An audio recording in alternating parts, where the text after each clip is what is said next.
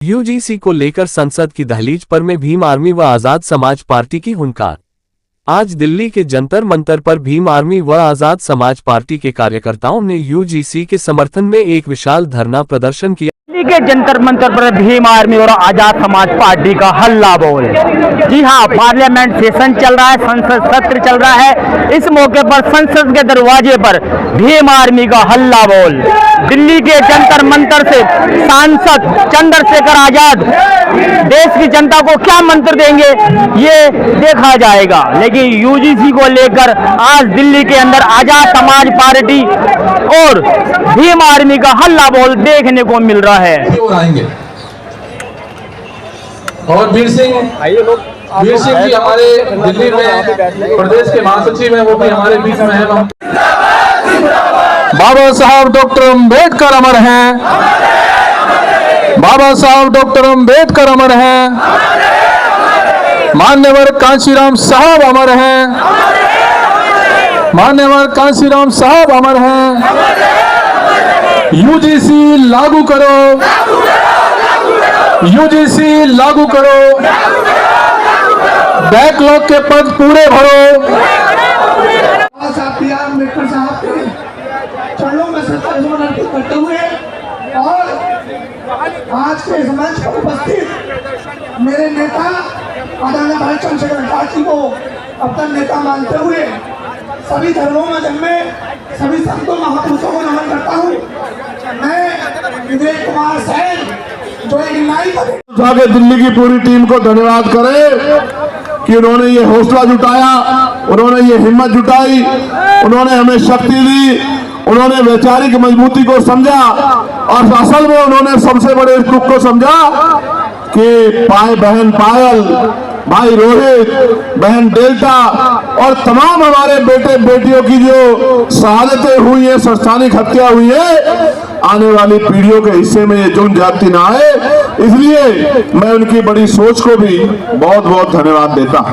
उसके बाद जिन साथियों ने ये मुमकिन कराया कि दिल्ली जैसे स्थान पर एक बड़ा आंदोलन हो, हमारी बात दूर तक जाए, तो जो जहां जहां से लोग पहुंचे हैं, मैं उन तमाम भाइयों का, बहनों का, बड़े बुजुर्गों का, अपनी पार्टी के बड़े नेताओं का, सबका धन्यवाद करता हूं। और जिनकी वजह से मैं लोकसभा में पहुंचा हूं, मैं उन भीम आर्मी आजाद समाज पार्टी के साथियों का और नगीना लोकसभा के समझदार लोगों का, नगीना लोकसभा बिजनौर जिले के साथियों का बहुत बहुत धन्यवाद करता हूं। प्यारे साथियों, इस आंदोलन की जरूरत क्यों पड़ी? क्योंकि लोकतंत्र में अगर आप अपने ऊपर होने वाले अन्याय के विरोध में आवाज नहीं उठाते तो ये मान लीजिए कि ये आपके ऊपर मुस्तैद कर दिया जाता है, आपके ऊपर थोप दिया जाता है कि आप इस बात को स्वीकार करते हैं। प्यारे साथियों, आप याद करके देखिए, इस देश में हमें कुछ भी मांगने से नहीं मिला। हर चीज के लिए हमारे अपने बीच के लोगों ने, जिनको आज हम महापुरुष के रूप में मानते हैं, उन्होंने संघर्ष किया है, अपना जीवन बलिदान किया है, अपने बच्चों का बलिदान दिया है, उन्होंने अपना सुख चैन त्यागा है। उसके कारण आज इस देश में कमजोर वर्गों के लोगों को हक और अधिकार मिलने का काम हुआ है। प्यारे साथियों, आप गौर से सुनो मेरी बात को। कई लोगों के चेहरे बेनकाब हुए, कई पार्टियों के चेहरे बेनकाब हुए, कई नेताओं के चेहरे बेनकाब हुए, कई सामाजिक संगठनों के चेहरे बेनकाब हुए, और सबसे ज्यादा बेनकाब अगर कोई नारा हुआ है तो वो नारा है जो नारा लग रहा था कि जात पात की करो विदाई, हिंदू हिंदू भाई भाई। वो नारा भी बेनकाब हो गया, वो नारा झूठा था। अगर वो नारा सच्चा होता तो मैं पूछना चाहता हूं कि जब मंडल कमीशन की बात आती है, जब SC/ST आयोग की बात आती है, SC/ST एक्ट की बात आती है, जब यूजीसी की नई गाइडलाइन की बात आती है, तो आप आंदोलन क्यों करते हो हमारे खिलाफ? क्यों हमारे खिलाफ आंदोलन करते हो? क्यों आप हमारे खिलाफ आंदोलन करके सड़कें जाम करने का काम करते हो? क्यों आप आंदोलन करके जो कहते थे कि प्रधानमंत्री हिंदू हृदय सम्राट है, उन्हीं प्रधानमंत्री को बताओ कहा गया, नहीं कहा गया, कैसे कैसे शब्दों से नवाजा गया। तो जिस प्रधानमंत्री के राज में आपको EWS मिला, उन्हीं प्रधानमंत्री को जब एक आपको काल्पनिक ऐसा लगा कि भाई हमारे बच्चों के ऊपर जो है जांच बैठ सकती है, उन पे जो है उन पे मुकदमा दर्ज हो सकता है। सिर्फ काल्पनिक कोई मामला सामने नहीं आया। हम पे तो उदाहरण है, मैं बताऊंगा पूरी बात में, हम पे उदाहरण है, कोई मामला सामने नहीं आया तो आप आंदोलन करने चलाए। क्योंकि जब भी मंडल कमीशन कहां से हिंदुओं के खिलाफ था, मुझे बताओ। अगर मेरे भाइयों को कुछ मिल रहा है और मैं विरोध कर रहा हूं तो मैं कहां से उनका भाई हुआ, आप मुझे बता। देखो बहुत कुछ बेनकाब हुआ।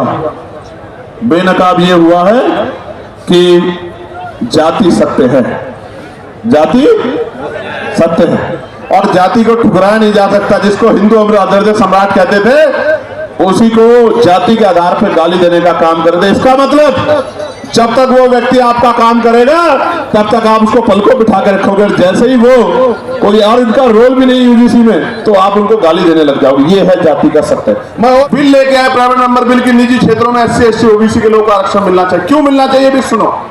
निजी क्षेत्र बनता कैसे है? निजी क्षेत्र इस तरह बनता है कि सरकार जमीन देती है, 1 रुपए लीज पे हजारों बीघे जमीन, फिर उसको लोन देती है, फिर टैक्स में छूट करती है। इस तरह की छूट वो किसानों को, मजदूरों को, गरीबों को, अल्पसंख्यकों को, मुसलमानों को, आदिवासियों को नहीं देती। इतने सब प्रावधानों के बाद तब जाके वो प्राइवेट सेक्टर बनता है। तो जो सारा ही सरकारी पैसे से बना हो, सारा ही सरकारी जमीन पे बना हो, तो उसमें कमजोर वर्गों को हिस्सेदारी क्यों नहीं मिलनी चाहिए? कोई पूछने वाला है क्या? इसलिए हमने कहा कि निजी क्षेत्रों में भी आरक्षण की व्यवस्था होनी चाहिए। और आज इसकी देश की सच्चाई ये है, आपको जानना चाहिए देश की सच्चाई। सच्चाई ये है कि कितने ही जो शहर हैं जिनको कहा जाता है स्मार्ट सिटी, उनमें सफाई कर्मचारी सीवर में उतरते हैं, सीवर में मर जाते हैं। 7,000, 8,000, 9,000, 11,000 पे, 13,000 पे मजबूर है काम करने के लिए। मैं आपको जिम्मेदारी के तौर पर कहना चाहता हूं, जानबूझ के जाति के आधार पे ये काम दिया गया है और जाति के आधार पे इसके वेतन का निर्धारण किया गया है। पर की नौकरी छीन के ठेकेदारी संविदा पे नौकरी देके आज भी हमारे लोग गटर में मरते। किसी को दुख क्यों नहीं होता? क्यों नहीं सुप्रीम कोर्ट संज्ञान लेता? शिक्षा बाजार बन गई है, शिक्षा बाजार बन गई है। गरीब आदमी अपने बच्चों को अच्छी पढ़ाई नहीं दिला सकता है, कोई पूछने वाला नहीं है। बच्चे पढ़ेंगे नहीं तो आगे कैसे जाएंगे? और जो चला जाता है वो हिंसा का शिकार हो जाता है, जातीय भेदभाव का शिकार हो जाता है। मैं दूर नहीं जाता, कहते हैं ना कि भाई उदाहरण की जरूरत पड़ती है। मीडिया के साथी यहाँ हैं, वर्ष 2012 में वर्धमान जो अब सफदरजंग है, महावीर मेडिकल कॉलेज में SC ST समुदाय के MBBS कर रहे छात्रों को फिजियोलॉजी के लिखित टेस्ट में जाति देकर जानबूझ के फेल किया गया। आरोप लगे, जांच हुई और आपको जान के अचरज होगा, छात्रों की शिकायत पे जब दर्ज हुई, सरकार ने कमेटी बनाई जिसका नाम था मुंगेकर कमेटी।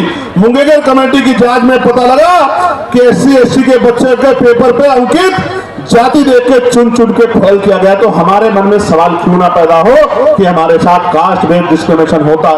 और देश की राजधानी दिल्ली के अंदर भीम आर्मी और आजाद समाज पार्टी का हल्ला बोल देखा जा रहा है। संसद सत्र चल रहा है, संसद के दरवाजे के ऊपर आज भीम आर्मी और आजाद समाज पार्टी UGC को लेकर बड़ा आंदोलन कर रही है। दिल्ली NCR और देश के कई हिस्सों से आए आजाद समाज पार्टी के कार्यकर्ताओं का उत्साह देखते ही बन रहा है।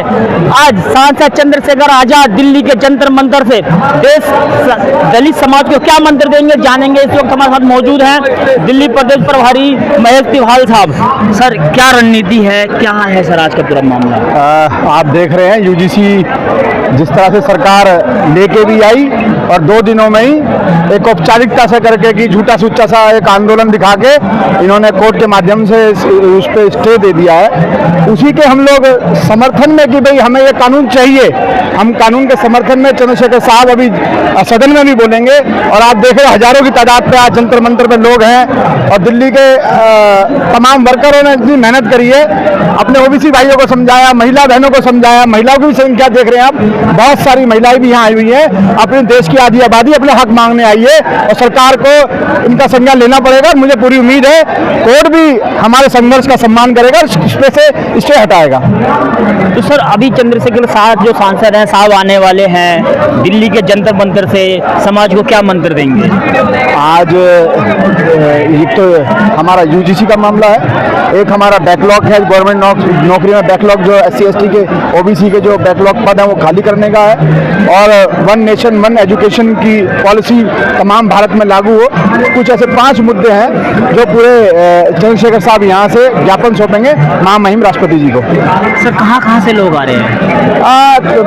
पूरी दिल्ली से लोग हैं, और हमारे वर्कर्स ने बहुत अच्छी मेहनत करी, बहुत अच्छे लगातार 15 हफ्ते में मेहनत करके घर घर तक जाके अपनी बात समझाने में हमारा वर्कर कामयाब रहा है। और निरंतर आप अगर देख रहे हो, मैं भी 10 दिन से लगा हुआ हूँ अपनी बात पहुँचाने के लिए कि सभी साथियों तक ये समाज की ज़रूरत है, जो हमारे नौजवानों के लिए, हमारे मतलब देश की आधी आबादी के लिए, दिव्यांग भाइयों के लिए जो एक प्रोटेक्शन एक्ट एक तरह का जो एजुकेशनल इंस्टीट्यूशन में होता है, उन पर उत्पीड़न का मामला जो होता है, उनके पक्ष में हम लोग अपनी बात समझा रहे हैं, और बहुत हद तक लोगों को समझ भी आई है। उसका परिणाम आप यहाँ देख रहे हैं, बहुत लोग यहाँ पहुँचे हैं इस बिल के समर्थन में। सर देखा जा रहा है कि प्रशासन के हाथ पांव फूले पड़े हैं, पैरामिलिट्री फोर्सेज को तैनात कर दिया है। ठीक है, वो पुलिस का काम है। भीम आर्मी का टेम्पररी ऐसा आपको पता है, कॉल हो जाए तो बहुत से लोग जुड़ जाते हैं, लेकिन ये भीड़ अपने हक मांगने के लिए, ये कोई आप देख सकते हैं, बात कर सकते हैं, ये कोई पैसे देके भीड़ लाई गई नहीं है, ये अपने हकों की आवाज़ उठाने के लिए भीड़ लाई गई है। चंद्रशेखर साहब ने आह्वान किया था, तमाम लोगों ने अपनी बात चंद्रशेखर साहब की बात में अपनी बात मिलाते हुए उन्हें समर्थन दिया, और वो यहाँ आज खुद आए हुए हैं। तो आप देख सकते हैं जिस प्रकार से महेश तिवारी साहब ने कहा है कि ये अपने हकों की लड़ाई को लेकर आज संसद के दरवाजे पर आए हैं। जब तक इनकी मांगे पूरी नहीं होगी, इनका आंदोलन जारी रहेगा। कहाँ से आए हैं? जो भीम आर्मी का आज प्रदर्शन है, क्या मांग डिमांड है? मैं गुड़गांव साइड में रहता हूँ, वैसे प्रॉपरी रहने वाला हूँ जो है बरेली साइड का, यहाँ जॉब करता हूँ। क्योंकि अभी जो एक्ट UGC एक्ट लगाया था, उसको सरकार ना लगा के और ना लगाने का कारण क्यों डाल रही है? ये प्रॉपर अगर लगाया है तो मतलब प्रॉपर जो कानून बनाया है या लगाया है तो प्रॉपर उसे लागू किया जाए, उसे छोड़ा क्यों जा रहा है बीच में?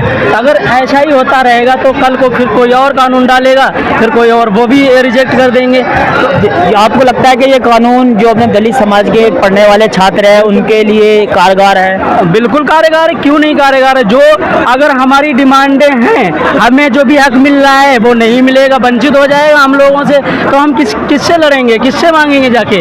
अगर हम आज इसको छोड़ देंगे तो आने वाला कल दूसरा जो भी कानून लागू करेंगे वो वंचित हो जाएगा हम लोगों से। इसी कारण हम लोग आज एकत्रित हुए हैं महाआंदोलन में। तो आज देख रहे हैं आप, इतनी सारी भीड़ है, अपनी अपनी जो भी डिमांडें हैं वो पूरी करने के लिए यहाँ पे आए हैं, इसलिए कि हमारा कोई भी जो भी लगाया जा रहे हैं, जो भी आरक्षण हटाए जा रहे हैं वो ना हटा के हमारे लागू किए जाएं, जो भी वंचित हैं हमसे। उनका साफ साफ कहना है, जो भी कार्यकर्ता यहाँ पर आ रहे हैं, कि जो कानून बनाया गया जिसका स्टे सुप्रीम कोर्ट ने दिया है, उस कानून को तुरंत लागू किया जाए छात्रों के भविष्य को देखते हुए।